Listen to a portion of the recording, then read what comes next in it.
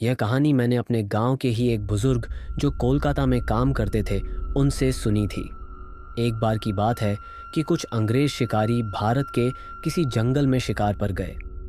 उस जंगल के बाहर एक डाक बंगला था, पर उसमें पहले से ही कोई बड़ा अंग्रेज अधिकारी ठहरा हुआ था। अस्तु इन अंग्रेज शिकारियों को जंगल के बीच बने एक पुराने डाक बंगले में रुकना पड़ा।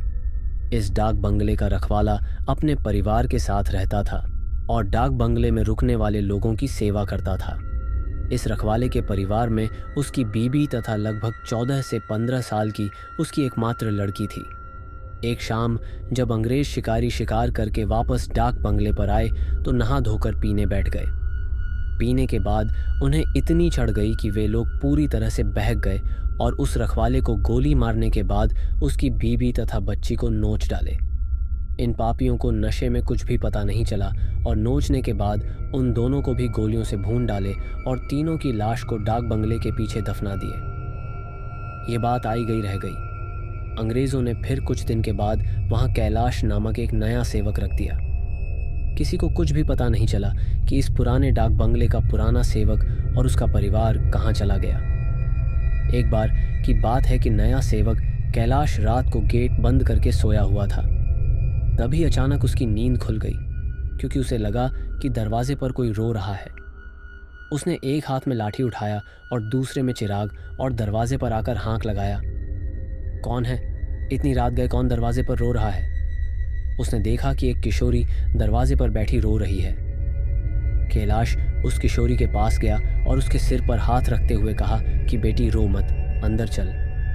फिर उस किशोरी के अंदर आने पर कैलाश ने उसे पीने के लिए पानी आगे बढ़ाते हुए पूछा कि बेटी तुम कौन हो और इतनी रात को अकेले इस जंगल में क्यों भटक रही हो?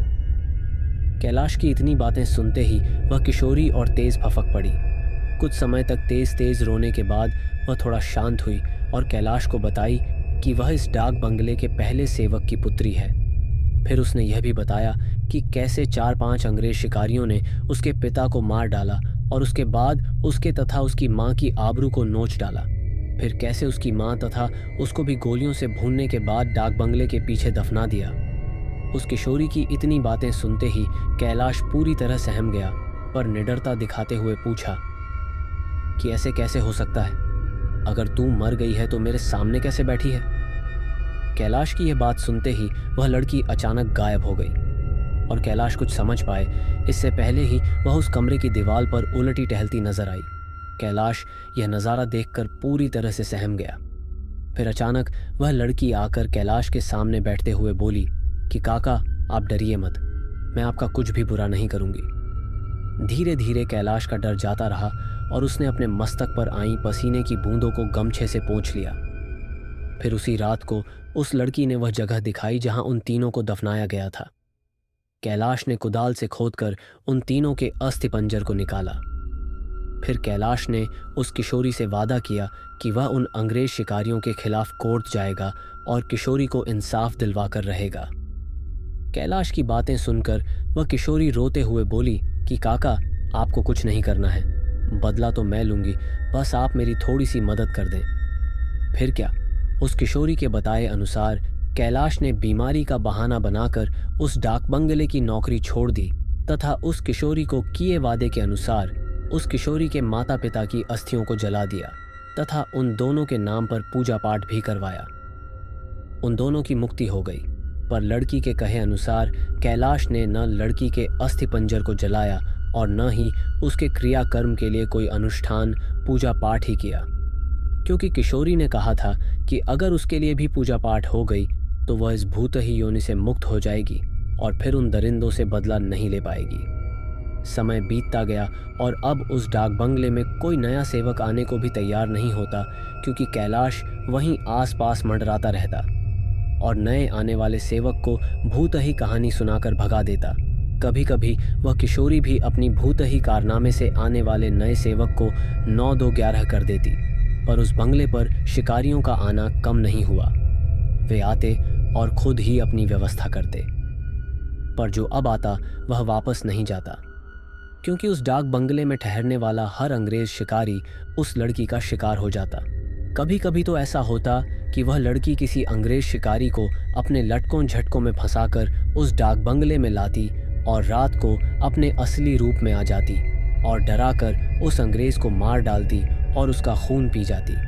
यह क्रम चलता रहा और उस डाक बंगले में मरने वाले अंग्रेज शिकारियों की मौत रहस्य ही बनी रही।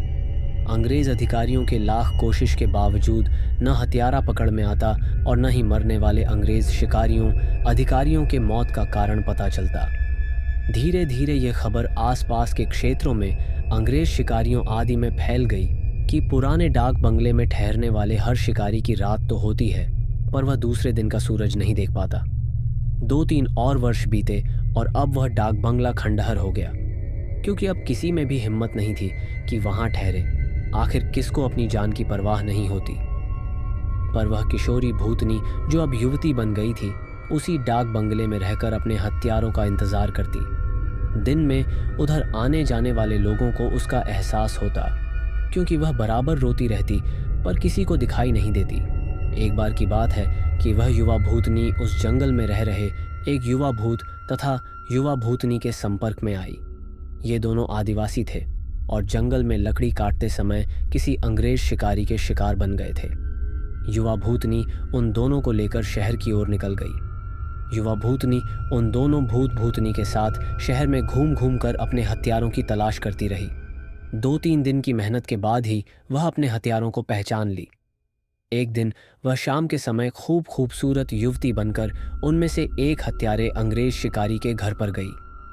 घर पर उस अंग्रेज के सिवा कोई नहीं था। फिर उसने खूब लटके झटके दिखाए और उस अंग्रेज को अपनी सुंदरता में फांस लिया। रूप लुभावन हो तो अच्छे अच्छों को फांसते देर नहीं लगती। योजना के अनुसार वह दूसरे दिन भी उस अंग्रेज से मिली। फिर उसे पूरी तरह विश्वास में लेने के बाद एक दिन कही कि क्यों नहीं हम लोग शिकार पर चले। अंग्रेज ने कहा कि अच्छी बात है, मेरे कुछ मित्र शिकारी हैं, उन्हें भी लेकर चलते हैं। फिर क्या था, उस युवती भूतनी ने उस अंग्रेज से कहा कि मेरी एक और सहेली है, वह भी बहुत ही खूबसूरत है और शिकार पर जाना पसंद करेगी। फिर दूसरे दिन उस युवती भूतनी ने अपने साथ आए हुए दूसरी युवा भूतनी से उस अंग्रेज शिकारी को मिलवाया। अब तो अंग्रेज पूरी तरह उस भूतनी के माया जाल रूप जाल में फंस चुका था। एक दिन सुबह सुबह वह अपने उन्हीं पुराने दोस्तों के साथ जंगल की ओर निकल पड़ा। दिन भर शिकार करते रहे और खूब मौज मस्ती भी। शाम होने को आई तो अंग्रेज शिकारियों ने कहा कि अब सूर्य ढलने लगा है, क्यों ना हम लोग वापस शहर लौट चले। अंग्रेज की बात सुनकर उस युवा भूतानी ने कहा कि ना, आज रात हम लोग यहीं ठहरकर जंगल का आनंद उठाते हैं। पर एक अंग्रेज शिकारी ने कहा कि हमने पहले से डाक बंगला तो बुक किया नहीं है, ठहरेंगे कहाँ। फिर क्या था, वह युवा भूतनी मुस्कुराई और बोली कि इसी जंगल में दूसरी ओर मेरे एक मित्र आदिवासी की कुटिया है, हम रात वहीं बिताएंगे और खूब मौज मस्ती करेंगे। अब हुआ यूं कि उस युवा भूतनी की योजना के अनुसार देखते ही देखते उसके मित्र युवा भूत ने एक मड़ई तैयार कर ली थी। उसमें ऐशो आराम की सारी चीजें भी ला दी थी। उन दोनों युवा भूतनी के साथ ये अंग्रेज उस मड़ई में पहुंचे। इन अंग्रेज शिकारियों को उस मड़ई की दशा देखकर अजीब लगा, क्योंकि उस मड़ई में महलों बड़े बड़े होटलों जैसी व्यवस्था थी। रात को पार्टी शुरू हुई तथा साथ ही अंग्रेज अधिकारियों की सिट्टी पिट्टी गुम होना ही, क्योंकि पहले तो उन दो युवा भूतनी जो देखने में बहुत खूबसूरत लग रही थीं, अचानक बहुत ही डरावनी रूप बना ली। ऐसा रूप जिसे देखते ही अच्छे अच्छों की पैंट गीली हो जाए। फिर क्या था, उन भूतनियों ने ग्लास में खून भरकर लाकर उन अंग्रेजों को पिलाना शुरू कर दिया। किसी अंग्रेज की हिम्मत ही न थी कि वह ना करे, क्योंकि सब के सब पूरी तरह से डरे हुए थे और कांप रहे थे। अचानक आदिवासी युवा भी विकराल रूप में आ गया और अचानक उछलकर पास के एक मोटे पेड़ की मोटी शाखा को उछलकर इतना जोर से खींचा कि चर्र की आवाज के साथ वह मोटी शाखा टूट गई। उसके बाद वह विकराल भूत उन अंग्रेज शिकारियों में से एक को पकड़कर पैर के नीचे दबाकर देखते ही देखते चीर दिया और उसके खून को पीने लगा। उसका खून पीता देख दोनों भूतनियों ने भी लंबी लंबी विकराल चीभ निकालते हुए खून पीने में उसका साथ देने लगी और साथ ही अपने बड़े बड़े नाखूनों से उसका शरीर जगह जगह से चीरने लगी। उस युवा भूतनी ने तो भयानक आवाज़ निकालते हुए दौड़कर एक दूसरे अंग्रेज शिकारी के पास पहुंची और उसकी आंखों में अपने विकराल भयावह भाले जैसे नखों को डालकर उसकी दोनों आंखों को निकालकर खा गई। इसके बाद उन तीनों भूतनी भूत ने एक एक कर सभी अंग्रेज शिकारियों को मार डाला। दूसरे दिन उन अंग्रेज़ों की खोज में गए अंग्रेज़ अधिकारियों को उनकी ऐसी वीभत्स लाशें मिलीं जो देखने में बहुत ही भयावह लग रही थीं। उनको ऐसे नोचा गया था कि लगता था कि यह किसी मनुष्य या जानवर का काम ही नहीं हो सकता। कैलाश को तो सब कुछ पता ही था, पर वह किसी को कुछ नहीं बताया। फिर एक दिन समय निकालकर गोपनीय रूप से कैलाश ने उस युवा भूतनी के कंकाल को भी जला दिया तथा उसकी मुक्ति के लिए एक पूजा करवा दी। यह एक काल्पनिक कहानी है, पर हकीकत भी हो सकती है। उन लोगों के लिए जो अपनी शक्ति संबंधों का नाजायज़ फ़ायदा उठाते हुए गलत कार्यों को अंजाम देते हैं और उन्हें लगता है कि कोई उनका बाल बांका भी नहीं कर सकता। हमेशा वैसा ही कार्य करें जैसा आप दूसरों से अपने तथा अपनों के प्रति चाहते हैं।